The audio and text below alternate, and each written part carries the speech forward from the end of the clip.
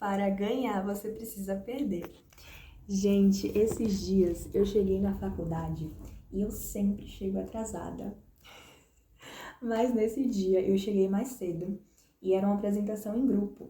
E coincidiu que a professora também ainda não tinha chegado e as colegas do meu grupo também não tinham chegado, só tinha eu e mais duas. Então ainda faltava muita gente chegar. E tava tendo culto lá na faculdade, porque às vezes a galera reúne para poder fazer uma ministração, uma coisa bem bonita. E estavam cantando algumas músicas, aquele mover assim, muito bonito, que realmente dava para sentir a presença de Deus. E aí eu falei para as outras duas colegas que estavam comigo, eu digo, ai, vamos pra lá, a professora ainda não chegou, vamos pra lá, tá tão bonito, realmente, vamos pra lá assistir o culto por enquanto? E elas falaram, vamos. E quando a gente foi, assim que a gente chegou lá, a música acabou de tocar e começou a ministração. E aí, a ministração foi justamente, a menina que estava ministrando, ela estava falando justamente sobre Pedro, que Pedro, ele largou tudo, ele largou a rede para seguir Jesus. Então, o que ele viu ele viu em Jesus que o fez largar tudo para segui-lo. E recentemente também, né, essa passagem ficou martelando, tudo isso ficou martelando na minha cabeça. E eu assisti, semana passada também, depois disso, eu assisti um devocional que falava também justamente sobre isso. E essa palavra ficou martelando ainda mais na minha cabeça, no meu coração. E eu senti um incômodo muito grande de gravar, muito grande. E veio semana de provas, eu ainda tô em semana de provas, mas eu não tava aguentando mais, gente. Amanhã é minha última prova, mas eu tava assim com um aperto muito grande pra falar sobre isso, porque eu acho, né, que alguém precisa ouvir isso daí. Então, muitas vezes nós temos uma vida inconstante com Jesus e talvez a nossa inconstância na nossa relação com Cristo seja justamente devido ao nível de superficialidade que estamos ali, sabe, com Deus, na presença de Deus. Temos muitas vezes um nível superficial de intimidade com Cristo. E eu comecei a refletir justamente sobre isso. Inclusive, apareceu uma publicação no Instagram pra mim também disso. E olha que eu tenho visto o Instagram bem pouquinho, porque eu já falei em outros vídeos que eu tô tirando, né, a dopamina barata, tô diminuindo bastante, principalmente em época de prova.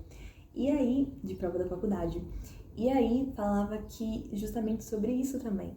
Que Pedro, ele largou as redes, Mateus saiu da coletoria, Maria, gente, Maria, que coisa linda. Maria, ela largou, ela quebrou um vidro de perfume caro, o perfume mais caro. O preço do perfume equivalia a um ano de trabalho. Um ano de trabalho. E um trabalho naquela época, que era muito mais pesado do que os trabalhos que temos hoje em dia, sabe? Então, assim, o valor daquele perfume era de um ano de trabalho. E ela não só derramou aos pés de Jesus, como também ela quebrou aquele vaso, ela literalmente quebrou. E essa ação de quebrar não deixa abertura nenhuma para ela voltar atrás naquela decisão, porque ela quebrou o vaso e jogou todo o perfume aos pés de Cristo. Gente, o que eles viram em Jesus que os fizeram largar tudo? Paulo, ele considera tudo como perda. Ele fala que para ele o viver é Cristo e o morrer é ganho, é lucro, né? Dependendo da tradução da Bíblia. Tem uma passagem também em Filipenses que eu até anotei, que fala assim: o que para mim era lucro, passei a considerar como perda por causa de Cristo. Eu as considero como esterco para ganhar Cristo. Então, isso aqui é em Filipenses 3:7. Vocês podem ler essa passagem todinha que Paulo vai estar falando sobre isso.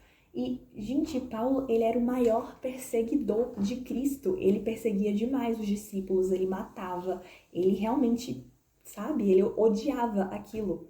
Até que teve um dia que ele teve um encontro real com Cristo, né? E aí na passagem fala assim, Saulo, né? Que na época ele ainda era chamado de Saulo. Saulo, por que me persegues?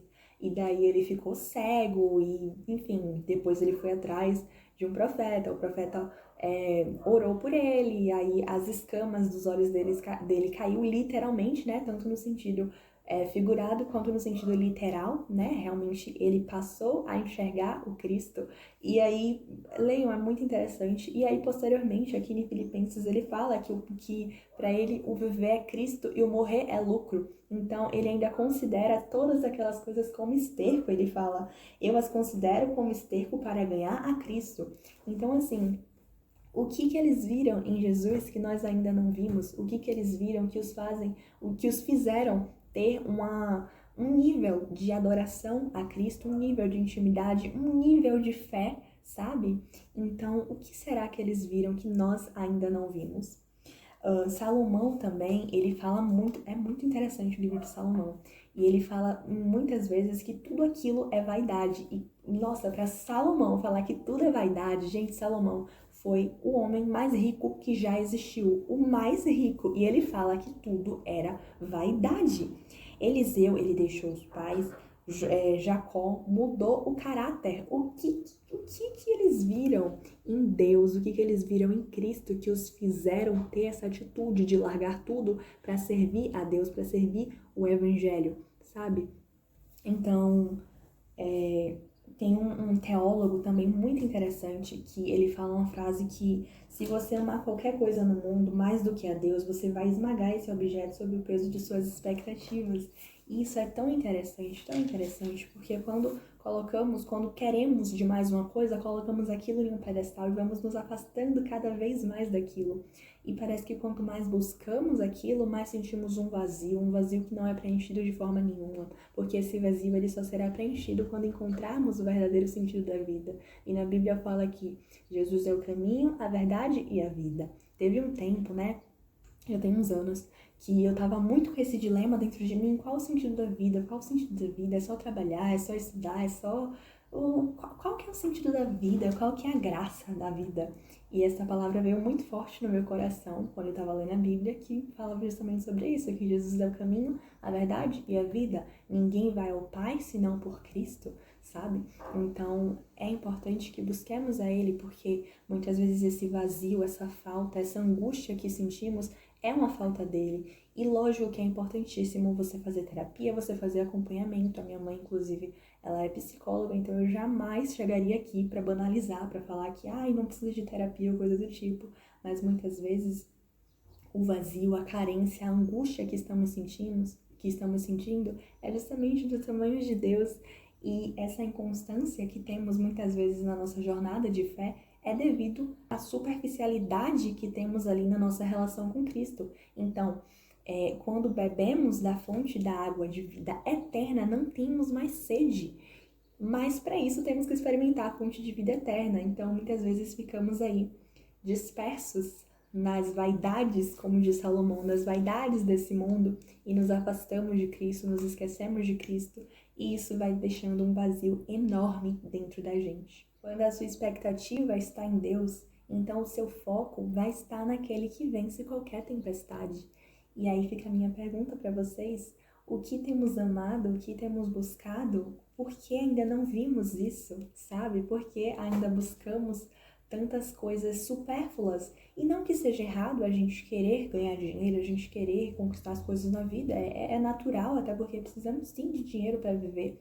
Mas isso não pode ficar em um pedestal, isso não pode tirar a nossa paz de espírito, isso não pode tirar a nossa paz, a nossa busca, a nossa vontade de estar em Deus, sabe? Então, muitas vezes sentimos esse vazio justamente por isso, porque estamos afastados dele.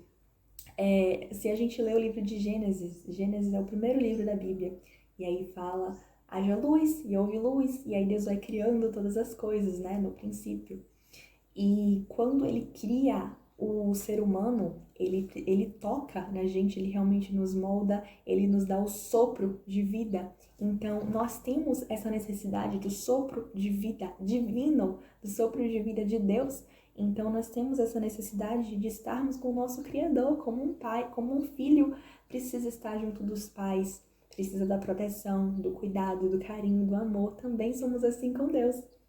Recentemente eu passei por um livramento que apareceu uma cobra aqui e quando eu fui me agachar para pegar um saco de lixo, né, para poder botar o lixo e tal, ela quase veio me morder. E com aquilo eu fiquei refletindo muito, meu Deus do céu, a cobra tava ali o tempo todo e não me mordeu. E eu literalmente abaixei a mão e ela veio com a boca assim pra cima de mim, mas não me encostou, sabe? Não encostou em mim, eu me afastei rápido. E isso literalmente foi uma proteção, foi um livramento de Deus. Até a minha cachorrinha, ela ficou o dia todinho cheirando aquela parte ali da varanda, toda hora colocando o focinho ali pra cheirar aquela parte da varanda, e a cobra não picou ela, sabe? Então, meu Deus do céu, como Deus protege até a minha cachorra, Deus me protegeu, Deus protege, Deus nos ama tanto e nós temos essa necessidade de proteção divina, de proteção de Cristo, precisamos dele. E muitas vezes colocamos outras coisas num pedestal. Então, eu estava refletindo também sobre as nossas paixões, o que nos move. E aí apareceu uma frase para mim que eu anotei que fala assim: se te perderes, acha-te nas coisas que amas. E aí isso me faz pensar o que temos amado, o que temos buscado, o que queremos tanto. E quais são os nossos ídolos, sabe? Porque já pensou se a gente se tornasse uma cópia exata daquilo que temos como ídolo na nossa vida?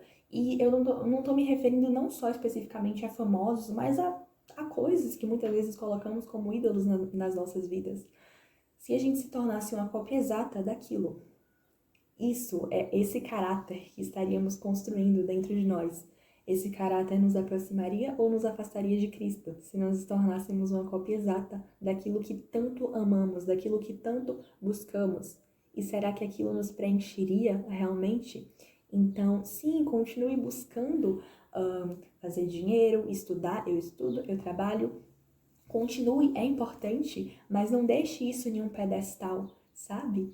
Então, vamos começar a refletir o que viram em Deus, o que viram em Cristo, que consideraram todo o resto como esterco, que consideraram todo o resto como perda, que literalmente Pedro largou as redes para seguir a Jesus. Então, o que eles viram que nós ainda não vimos? Pense nisso. Gente, se gostou do vídeo, deixa um gostei, inscreva-se no canal e comenta aqui embaixo o que vocês acharam. Deus te abençoe. Um beijo.